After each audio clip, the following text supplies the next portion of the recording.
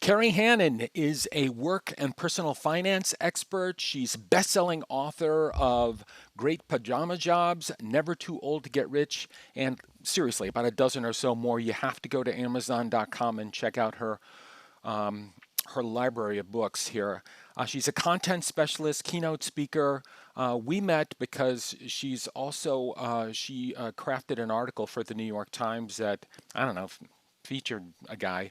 But it was really one of the luckier things that's happened to me this year was meeting Carrie and actually talking to her about my story, but going kind of deeper on her passion for entrepreneurs, sort of later in life entrepreneurs.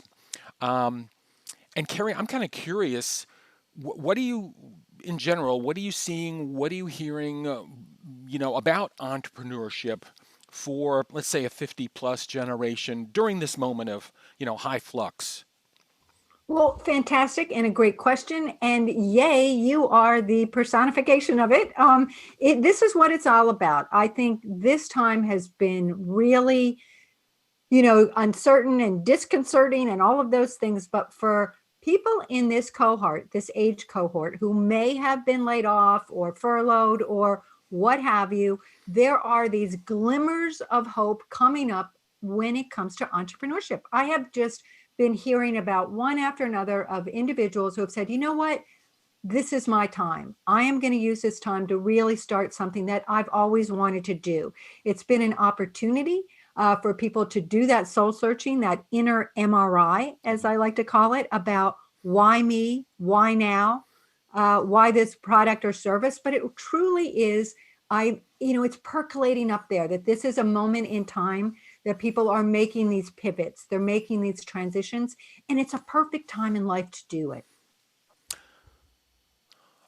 And Carrie, I'm just kind of curious if somebody were kind of on the fence and they want to go down this path of being an entrepreneur and they came to you and said, Carrie, like, what are the first, like, one or two things I need to do to get started?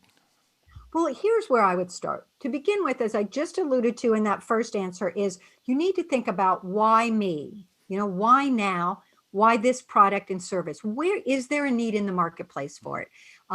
You really need to do that homework and also that inner thinking about what it is you truly want to do. Because if it's just a hobby that you're thinking you're going to make some money off of, you might really think twice about that because you may ruin your hobby or you simply aren't really, that's not where your heart, it's not a money making opportunity for you.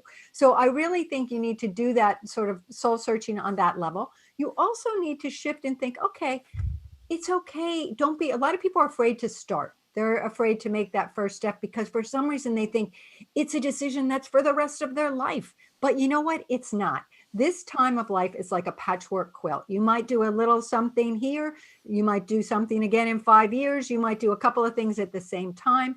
I wrote a book called What's Next? Follow Your Passion and Find Your Dream Job. When I went back to interview those people a couple of years later, a third of them had already moved on to doing something different. So unlike your linear career that you had in the early part of your life, this is a different time. So don't get hung up on that. Nothing is so momentous. So again, you need to, and then, do your research if possible. Can you go out and moonlight or volunteer and try it out a little bit? It might not be exactly what you're going to do, Mhm. but it gives you a sense, is this something you want to do on a day-to-day basis? And finally, reach out to people who are in the kinds of work, the kinds of jobs that appeal to you, and ask for advice. People love to talk about their work. They love to give advice. And so find it, do that reconnaissance about what goes into it and what skills you might need to ramp up. You might need to do a little learning so you're prepared. So these are just a couple of simple steps and it takes time. And I will say, it's really a matter of breaking it all down. But the first step is why you Mhm. and why now? And excuse me, Carrie, my final question, the question I ask everybody is, Carrie, what lessons have we learned from all of this? What lessons have we learned that we must not forget?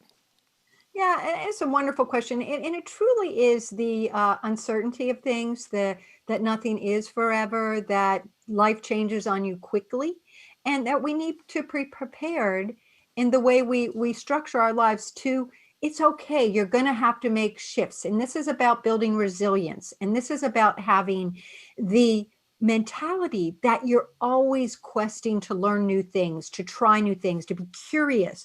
So if you retain that sense of curiosity and learning, as the ground shifts beneath you, you're going to be able to pivot. You're going to move forward and say, okay, so where's my Mhm. opportunity today? And don't get so stuck in a moment. I think what happens a lot of times, whether it is a pandemic that does it or not, but people, when you're over 50, you tend to get stuck in a moment. Mhm. And if you've lost a job or been furloughed or what have you, you tend to want to replicate or recreate that job you had before.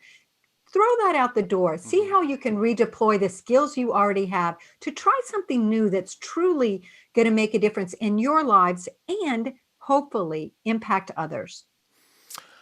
So at the end of the day, you're an optimist, right? Yes, I am, Dave. And I think you need to be. And in my books and everything, I profile winners because I think we learn from people who are positive, who take Mhm. action and are fearless in a way and aren't afraid to fail, aren't afraid to make mistakes because Sure. that's what life is all about. I spoke to somebody just earlier this week, and it was like you got to make an awful lot of bad pizzas before you get to that good one. But and I don't even make pizza. But listen, Kerry, it was so great talking to you. I appreciate you taking the time out. Once again, my personal thanks for your help in getting me going down this path. Thank you. Absolutely. Thank you so much.